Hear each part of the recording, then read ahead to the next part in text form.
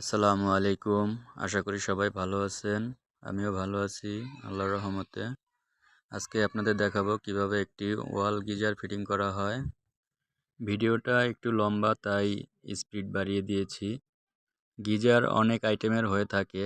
কিছু গিজার ওয়ালে ফিটিং হয়, কিছু গিজার ফলছাদে ফিটিং হয়, ফলছাদে বসে থাকে, এগুলো ঝুলিয়ে রাখা হয়।